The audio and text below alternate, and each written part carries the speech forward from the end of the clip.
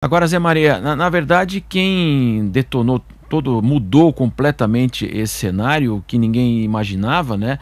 Era o Supremo restabelecer os direitos políticos do ex-presidente Lula, né? Nós tínhamos até conversações, nós acompanhamos que no ano passado, em 2020, o presidente Bolsonaro recebia muitas críticas em relação à pandemia, em relação a outros assuntos, mas ele se mantinha ali com uma popularidade muito em alta em 2020.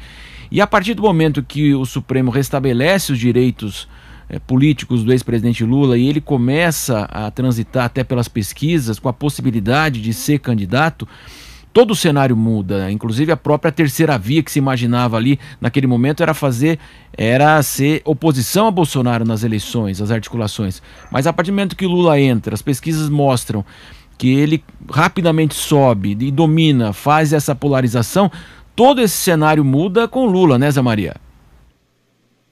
Sim, é outra eleição. Com Lula é outra eleição e muda todas as estratégias, a gente está vendo isso. O governador de São Paulo, João Dória, imaginou que hoje estaríamos exatamente discutindo quem é Bolsonaro e quem é contra Bolsonaro, né?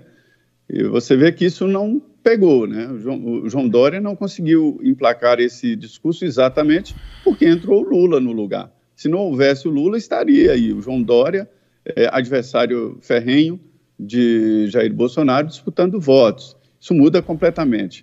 O Supremo Tribunal Federal tem interferido muito no processo eleitoral, inclusive na legislação, porque o fim de financiamento de campanha eleitoral mudou o conceito de campanha no Brasil. Mudou completamente. Foi uma boa medida, mas foi o Supremo que tomou a medida e não o Congresso Nacional, né? O fim dessa dinheirama toda que as empresas investiam. Eu detesto essa palavra doar. Ninguém doa 10 milhões para alguém, né? São investimentos que os empresários fazem. Então, isso aí mudou completamente o jeito de fazer eleição. E com a decisão do Supremo, e foi exclusivamente do Supremo, de trazer Lula para a disputa, mudou muito. O que há é a polarização. A fotografia atual é essa. De um lado, o presidente Jair Bolsonaro, garantido no segundo turno, e do outro, o ex-presidente Lula, né, com uma fatia considerável ali também. A rejeição do presidente Bolsonaro está em alta porque ele é o presidente da República, enfrenta dificuldades, uma pandemia, uma crise internacional, com inflação, juros altos, né? Isso acaba impactando no governo. Mas na hora do vamos ver ele e o ex-presidente Lula no debate total, isso muda de figura. Será uma eleição muito importante. Vide a Argentina, vide outros países, para se ver que dificuldades os países enfrentaram exatamente diante de opções eleitorais como a que teremos no ano que vem. Então, a fotografia, a Cristina falou certinho. Lula, de um lado, Bolsonaro do outro, e Sérgio Moro tentando entrar no segundo turno. Marcelo, o deputado Marcelo Ramos, Marcelo de Castro, ele tenta aprovar uma emenda para as próximas eleições, de um segundo turno com 3 candidatos, exatamente para evitar essa história de polarização. Zé Maria, já que você falou de pesquisa, né, a Cristina também, vamos então com as informações das últimas pesquisas que foram divulgadas e apresentadas nesta quinta-feira. Faltando menos de um ano para as eleições de 2022, os institutos de pesquisa começaram a intensificar os levantamentos para a disputa ao Planalto. Uma nova pesquisa, Poder Data, mostra que o ex-presidente Lula com a maioria das intenções de voto em todos os cenários.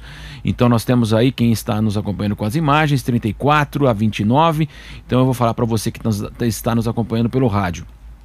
O petista aparece à frente no primeiro cenário com 34% das intenções de voto, seguido pelo presidente Jair Bolsonaro com 29%, Sérgio Moro 8%, Ciro Gomes 7% e João Dória com 5%.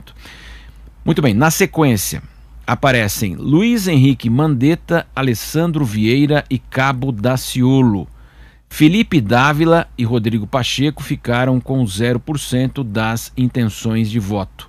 E no segundo cenário, vamos então ao segundo cenário agora, hein?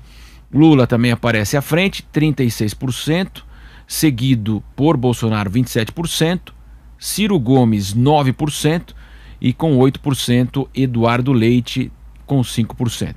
Então agora em seguida estão Cabo Daciolo, Mandetta e Alessandro Vieira.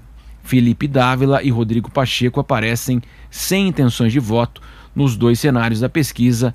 7% dos entrevistados declararam voto branco ou nulo e 1% não soube responder.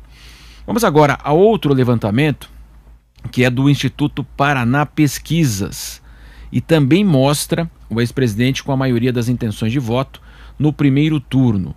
Então vamos lá, no primeiro cenário da Paraná Pesquisas, Lula está à frente com 34,9% das intenções de voto, seguido por Bolsonaro com 29,2%. Moro aparece com 10,7%, Ciro Gomes com 6,1% e João Dória com 3,1%. Então, na sequência estão Luiz Henrique Mandetta, Simone Tebet, Alessandro Vieira e Rodrigo Pacheco. 9,9% declararam voto branco ou nulo e 3,5% não sabem ou não opinaram. Então vamos lá para fechar essa pesquisa, né? O ex-presidente Lula, ele se manteve à frente no segundo cenário também, com 35,1% das intenções de voto, seguido pelo presidente Jair Bolsonaro com 29,8%.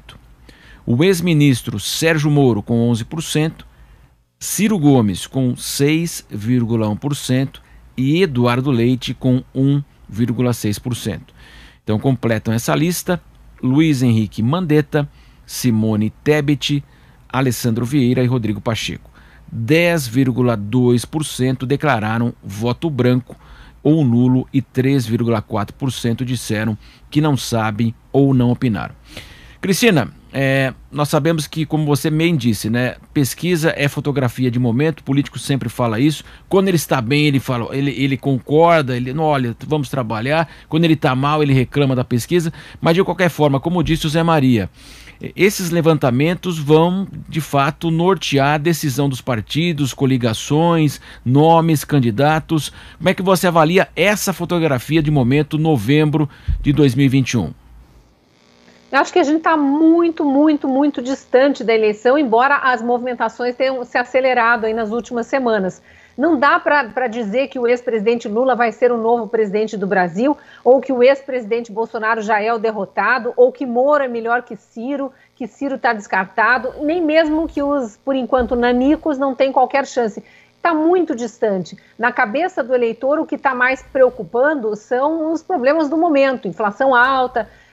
Ainda que tentem jogar no colo do governo, o eleitor está ciente que foi provocado pelos lockdowns municipais, regionais, né, estaduais. Então, governadores aí que queiram tentar a reeleição têm que se preocupar. Em função de pesquisa especificamente, dessas duas pesquisas agora, eu faria duas observações importantes. Os partidos se interessam, sim, por pesquisas, porque isso vai norteando as alianças, como o Zé bem observou.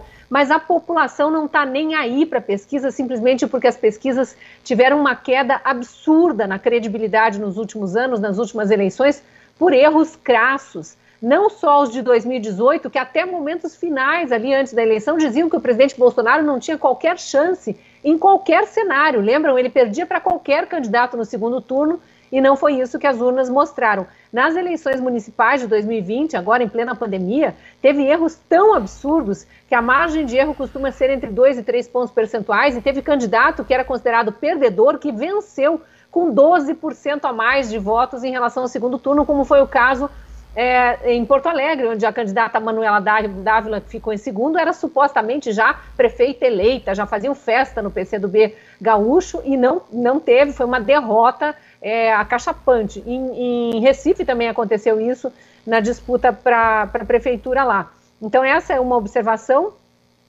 E a outra observação é a que o Zé fez, é que o povo está muito consciente que o ex-presidente Lula é um descondenado, ele não foi inocentado de nada, os crimes foram cometidos, foram provados, foram sentenciados pelo então juiz Sérgio Moro em primeira instância e confirmados em segunda e terceira instância por 2 colegiados de juízes que não só confirmaram a sentença, como aumentaram as penas, tamanha a quantidade de provas do material robusto que o Ministério Público levantou. Então, mesmo que o STF tenha dito que o juiz era suspeito, que a instância não era correta, tenha anulado os processos porque a instância estaria errada, firulas jurídicas ali, mesmo depois de ter julgado vários recursos e considerado legal a instância que vinha julgando os casos, para o eleitor está tudo muito claro que isso não passa de uma manobra, tanto que o eleitor não aceita Lula candidato, ele não consegue sair nas ruas do Brasil, não consegue, ele marca eventos com as suas bolhas esquerdistas, mas só consegue Ibope,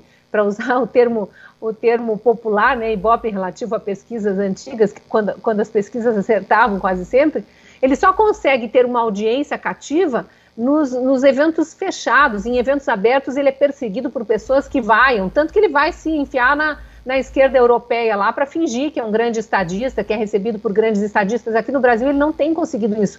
E quando a campanha começar de verdade, ele vai se deparar com as provas dos processos, com as delações de todos aqueles seus braço direito, braço esquerdo, todo mundo ali, Palocci, todo mundo que fez delação entregou detalhes de como que era a corrupção nos governos petistas. Vai ser difícil para ele conseguir se manter alto assim nas pesquisas depois. Eu vejo a possibilidade de crescimento não só do presidente Bolsonaro, se ele conseguir contornar as questões econômicas, como do próprio ministro Moro como única opção de terceira via.